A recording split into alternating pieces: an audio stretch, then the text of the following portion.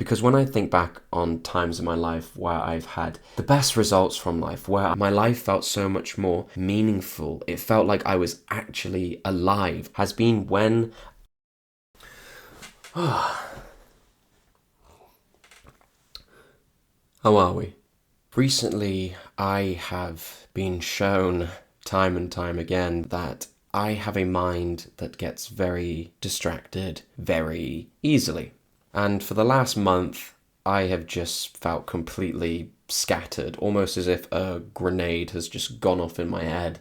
It feels like I have so much energy going on up here, so much overthinking, daydreaming, and just all over the place. And the reason I'm recording this video is because I've noticed a bunch of different things in my life that really exacerbate this pattern and make it worse. And these are things that I've previously gone periods of my life without, and I've noticed much more peace and tranquility and calm and just coherent baseline thought.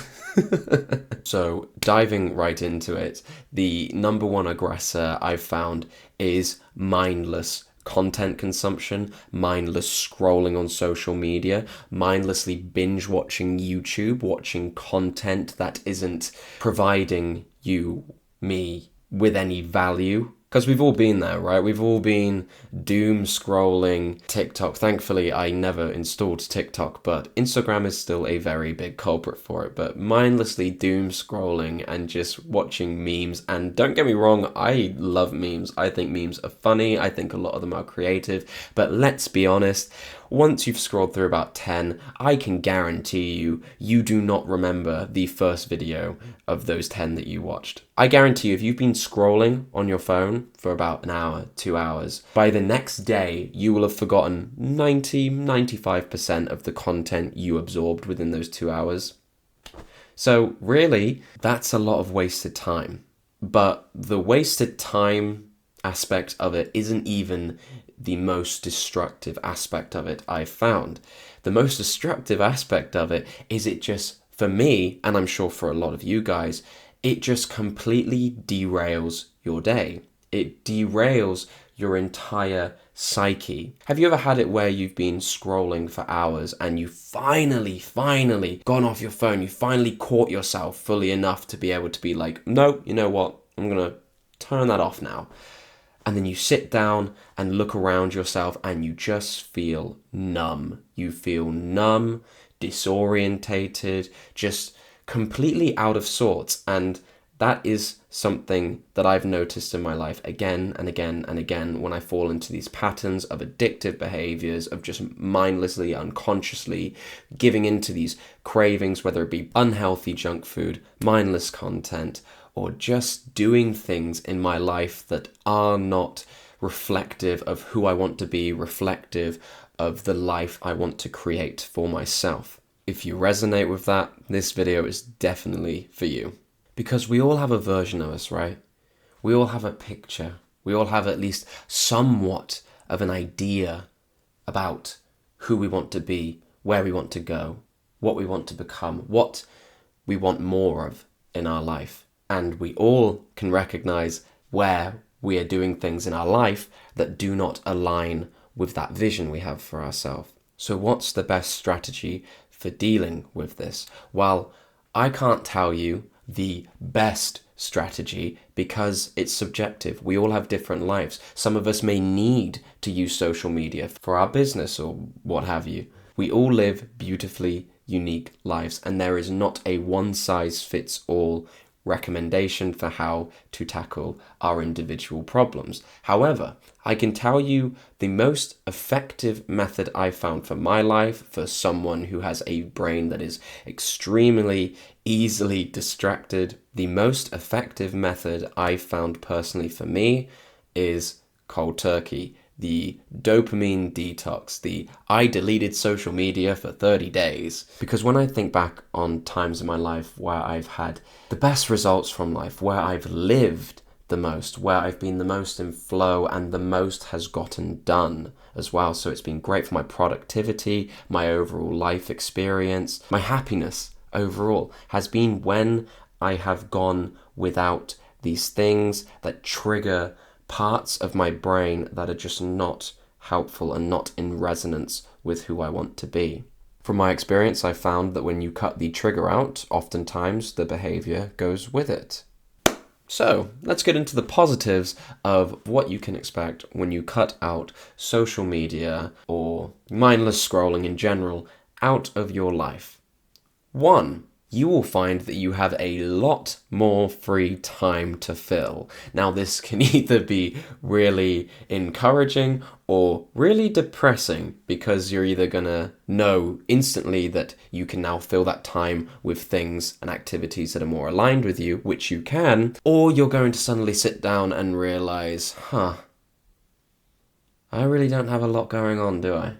Which is also beneficial, because it's showing you that you have a lot more potential, a lot more time in your days to fill with exploring the things that you've always kind of thought, well, maybe that'd be cool, maybe I could try that, but you've never given yourself enough time to get around to. You've never taken the steps towards. This could be a hobby of, drawing's kind of cool. I've always wanted to try that. Oh yeah, there's this book that I've always been meaning to read, but I never got round to. Oh, I've always wanted to bake a mocha cake. If sidebar, if you've never had a mocha cake, coffee, chocolate, cake, all right, if you've never had it, try it. So good. It's so good. Obviously not a lot of it. We promote health here. We promote health mentally, physically, all that stuff. But if you've never had a mocha cake, try it at least once in your life. It is so good. So yeah, you're going to find that you have a lot more free time to explore those passions, those hobbies that you've always convinced yourself, I just don't have time. I'm so busy. Busy doing what? I don't know, the time just gets away from me. I'm just so busy. Yeah, if you find that you're one of those people, you're probably filling a lot of your time with things that don't serve you and things that just eat up your days. Positive number 2, life becomes fun again. When you're not constantly overstimulating your mind and your dopamine and your serotonin or whatever chemicals you're overstimulating. I'm not a neuroscientist, but speaking from first-hand experience, when you are constantly stimulating and having all this input, flashing colours, bright colours, really stimulating sounds. Wow, oh my God, this is amazing, wow, blah, blah, blah, blah. Life falls by the wayside. You start to build up this feeling that life is boring, that sitting and playing with your dogs in the garden is just nowhere near as fun as watching the new episode of whatever, or watching the new video from that YouTuber, or opening TikTok for the 10th time today to see if anything new and exciting's on there, which it almost always is, but it's very forgettable stuff, and it just keeps you glued to a screen.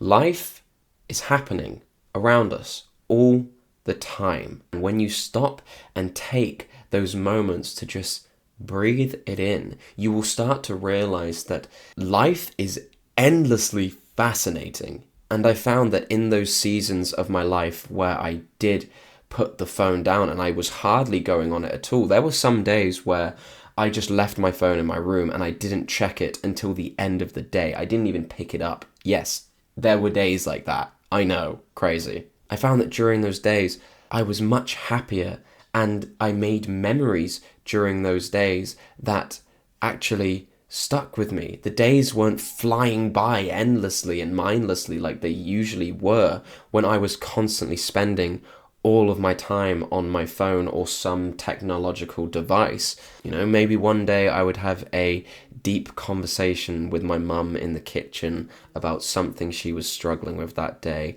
or I would play catch with my 2 dogs for 2 hours plus, and those days just felt so much more real and nourishing, and I just felt so much more peace.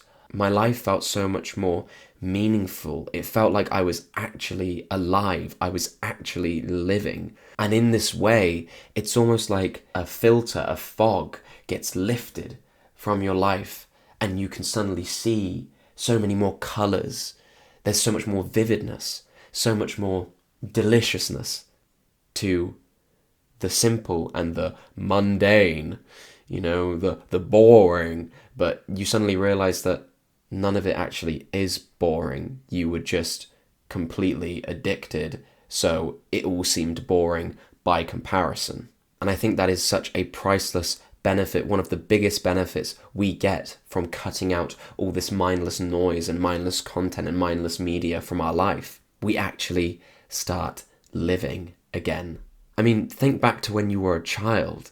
I remember when I was a child, there were so many days where I was just playing outside all day and making up imaginary circumstances with my friends, running around the school field. We had this whole storyline where there was this dark dragon and this light dragon, and whenever clouds covered the sun, it meant that dark dragon was invading, and we would come up with all these games, all these different versions of tag, of hide and seek, seemingly on the spot, to relate to the changes in this imaginary world we had created. It was amazing. It was amazing. And when I was growing up, we didn't have smartphones. I know, I sound really old when I say that, but the thing is, I'm not even that old. I'm only 23 years old. But I feel very lucky because I feel like I was in one of the last generations that grew up before the iPad kids and all of that hyper-stimulating technology reached all of these children under the age of 10. And I'm endlessly grateful to have that foundation of knowledge, of feeling what it's like to be free of the smartphone or the computer or the tablet, to not be getting caught up in endless ruts of scrolling and letting life pass me by. Don't let life pass you by. Moving on to pro number 3. That's 4. 3. When you cut out that comfort of chronic distraction that your mind is craving every time you open your phone, well, then you're going to be left with a lot of space to feel uncomfortable. You are going to be coming up against all of the things that you've been avoiding. You are going to come up against all of that uncomfortableness, and you are going to have no option but to deal with your shit. And that's intense, but it is one of the best, most freeing things you can do for yourself, is to find out what these triggers are in your mind that are causing you to compulsively run into the arms of chronic distraction. You may discover that you've been procrastinating on that business idea that you've been putting off for years because deep down, you don't feel like you're good enough. Deep down, you don't feel like you're capable, that you're qualified. You may discover that you've been feeling extremely lonely for a very long time, but you don't feel that you are worthy of friends. You feel like people won't like you if you put yourself out there, or that trying to meet new people is such a chore and it never works out anyway, and no one in my life sticks around long enough. You know, you may have all of this baggage, all of these belief systems, all of these negative ideas, these negative views of yourself that have been running rampant in your subconscious mind for so long. We're always so scared to look at our subconscious programming because we're so scared that if we look at our subconscious programming, we're going to discover that these ideas we have about ourselves are actually true. They are never true. They will always root back to some idea, some perspective, some event that happened that caused us to develop a false narrative, a false story of ourselves to keep ourselves safe. That's all they are. That's all those beliefs are, is just subconscious mechanisms trying to keep you safe. That is it. They're not true. They're not a reflection of what's actually truthful about you, about your life circumstances. You can do anything if you set your mind to it. You can do anything you want if you have the belief systems to support it. Because, let's all be honest, you are never going to achieve your goals if you fundamentally don't believe that it's possible to achieve your goals in the first place. Because then any action that you may try to take towards those goals, they will seem completely worthless and useless and fruitless to the mind, because ultimately there's still that belief of, oh yeah, well, no matter how hard I try, I'm always going to fail. No matter how much I put myself out there, I'm still unlovable. I'm still an annoying person. I'm still a nuisance. But those are just narratives. And once we cut out all of this excess noise, all of this distraction we've been using chronically to help us cope and keep us away from looking at these things that we're scared to look at, yeah, you're going to be left to look at them. And it's going to feel uncomfortable. But again, I promise you, It'll be the best thing that you've ever done. Whenever you're feeling lonely, depressed, anxious, if you just sit down, take a breath, and focus on that feeling, focus on that emotion, and get curious about it. Question, why am I feeling this way? What about me do I have to believe is true in order for me to feel this way in this moment? And another great one to ask if you feel yourself blocked from doing something that you want to do is, what is the worst possible thing that I think is going to happen if I do start that business, if I do put myself out there and try to make new friends? What is the worst possible thing that I believe is going to happen? And those questions, that curiosity, it will lead you, as long as you keep asking why and you keep following that thread, it will eventually lead you to the root cause of that belief, that fundamental distortion that was created from some sort of circumstance in your past. And once you are aware of that belief system, you're aware of that pattern, you are then in the wonderful space where you have the power to let it go. The same way when you see a magic trick and it has this sense of power over you, like, oh my God, wow, how did they do that? That's amazing. But then you pull back the curtain and you see everything about how the magic trick was done. The illusion has no hold over you anymore.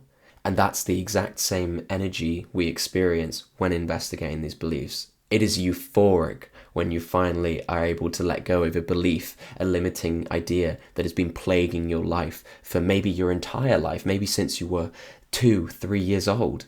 It is euphoric, and it feels like such a weight is being lifted off your shoulders every time, and it is so cathartic. It is incredible.